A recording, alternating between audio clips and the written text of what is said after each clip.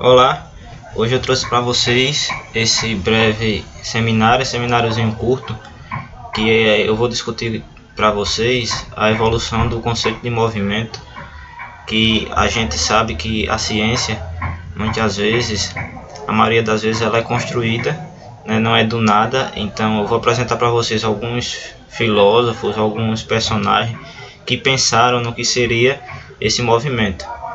Então, temos aqui alguns, eu trouxe para vocês, vou apresentar para vocês os principais, para vocês terem uma ideia como esses filósofos, né, é a partir deles que a gente foi construindo todo o conhecimento daí de cinemática, né, de movimento, o que temos hoje. Vou começar com Platão, né, que Platão ele é o autor, né, o criador da teoria das ideias. Em sua cosmologia, que a gente pode... Deixa eu...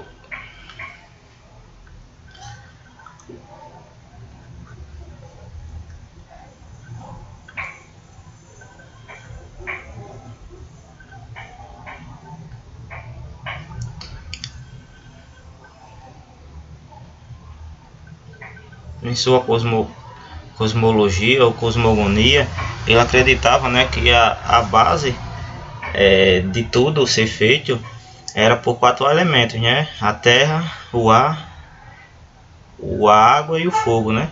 E cada elemento desse aí, ele era formado por formas geométricas, né? Então, cosmologia ou cosmogonia tem por base, né? Tá assim, era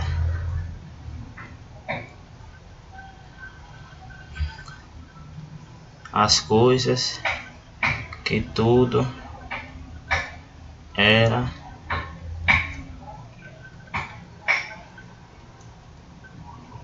constituído. Então é água, né? Deixa eu apagar aqui.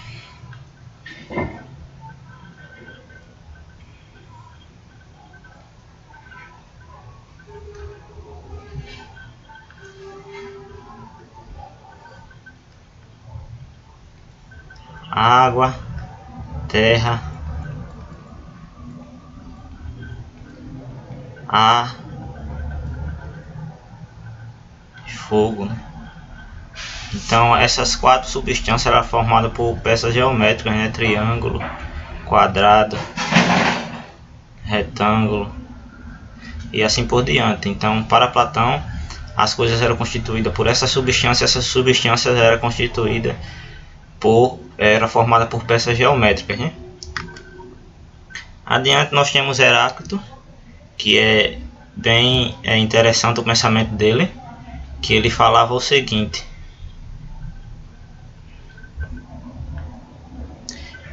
imagine que temos aqui um rio, desenhar aqui uma cachoeira,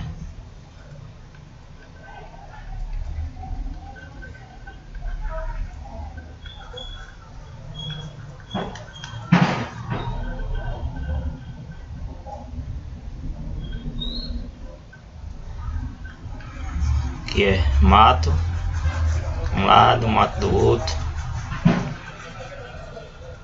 E ele pensava que tudo se move, né?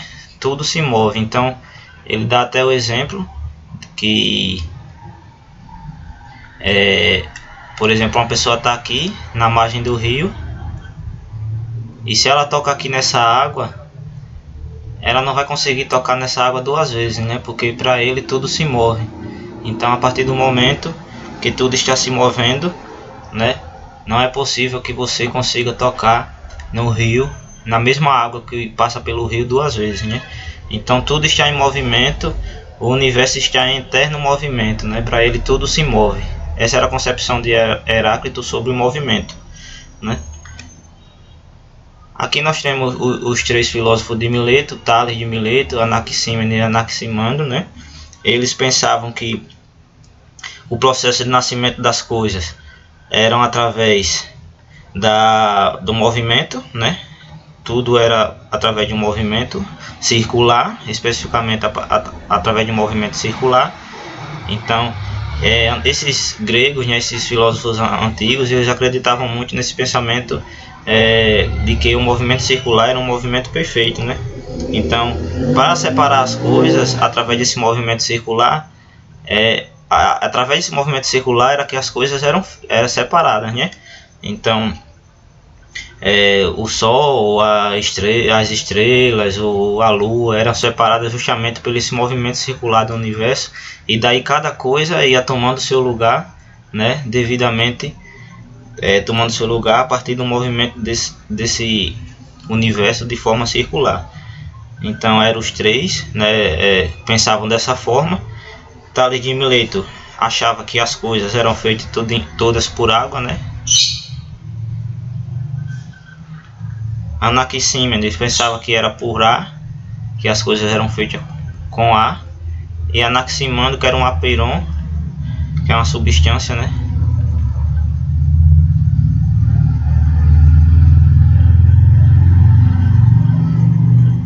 Então era esse pensamento dos três filósofos.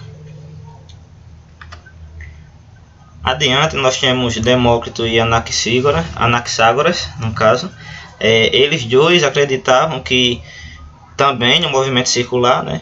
E era a partir desse movimento circular que as coisas também eram separadas, e que, vamos dizer assim, as mais leves eles já incrementaram mais alguma coisa, já entrou no pensamento deles essa questão de leves e pesado, né? Então temos aqui o universo. Então os leves ficavam, né, na borda do movimento circular do universo. Os astros, as coisas mais leves ficavam aqui, enquanto os mais pesados ficavam no centro, né? Então o Sol, a Lua era constituído, tinha sua posição no lugar no universo através desse movimento circular. Então eles tinham essa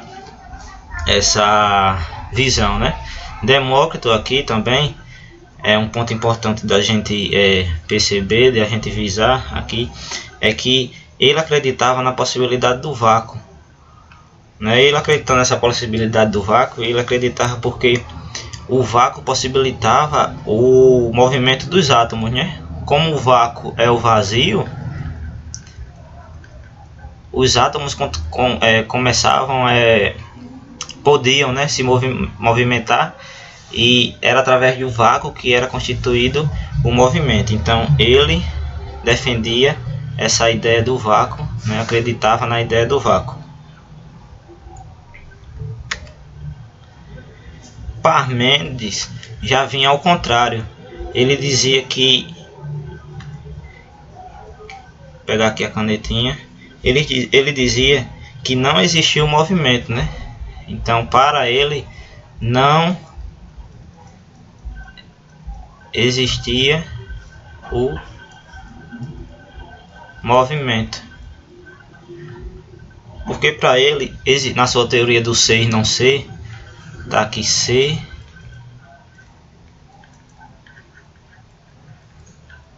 e não ser, nessa teoria do ser e não ser, ele defendia que se um corpo passava a se movimentar, por exemplo, tá aqui uma bolinha, ela está em perfeito estado, ele chamava essa bolinha imperfeita, né? Em forma perfeita, e a partir do momento que ela começava a se movimentar, ele já disse que não é mais perfeita. Então ele não gostava dessa ideia do movimento, porque para ele tudo que se movia deixava de ser, né, a sua essência, sua forma perfeita, para não ser, né, já não tinha sua essência constituída, né? Então vamos dizer assim que todo o corpo que estava em movimento era imperfeito para ele, para Parmênides. Então para ele excluía essa ideia de movimento, né? Quando passamos para Aristóteles, aí Aristóteles já pega todos esses pensamentos desses filósofos, né, passados, desses gregos, e vamos dizer assim, aprimora, né, e já traz assim uma concepção mais construída do conceito de movimento, né? Então, para ele até divide o conceito de movimento em dois, né? Então ele vai chamar de movimento natural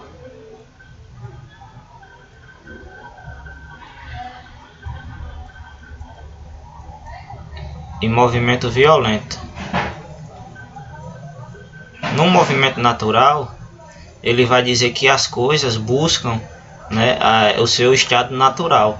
Por exemplo, a pedra cai porque ela é constituída de terra, e daí ela tem que cair porque a terra está num lugar mais baixo, mais pesada, e daí ela tem que cair, né? O ar ele só porque é leve, e assim por diante, né? Então ele vai pensar no seguinte questão sobre esse movimento natural, né? Que todos os corpos buscam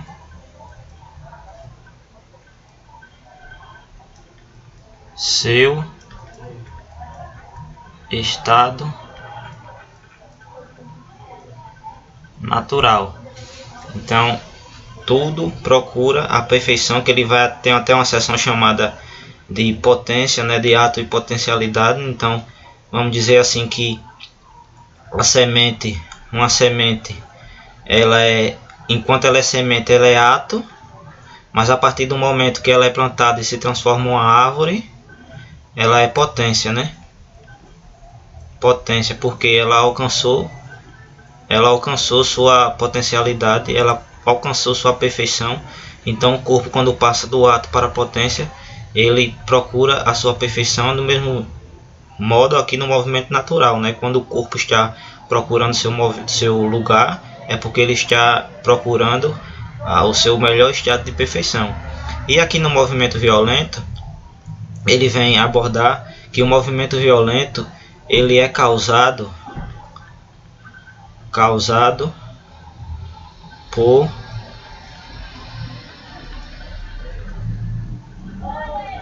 um agente externo. Então é esse agente externo que vai causar esse movimento violento.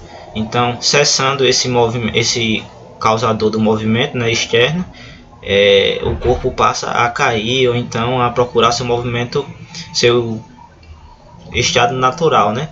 Então, um exemplo prático, a pedra, né? A gente pega a pedra, joga a pedra para cima.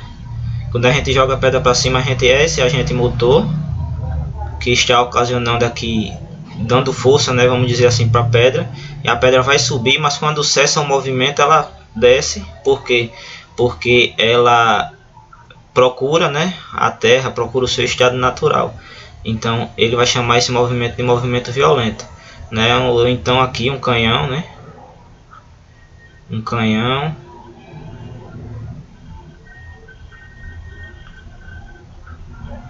e daí a gente solta, né, uma bala aqui do canhão, e como aqui o agente, né, que ocasionou o tiro aqui da bala perdeu, né, se desprendeu daqui, aí essa bala vai cair assim.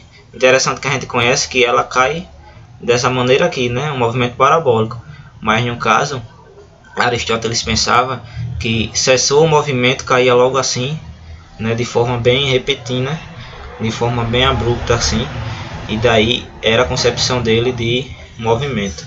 Então aí, vejam que Aristóteles já formula, né, de uma maneira mais complexa a questão do movimento, né, e divide o movimento natural e movimento violento. Mais tarde, né, vem a teoria de ímpetos, essas teorias mais recentes que a gente vai e vem estudando, né?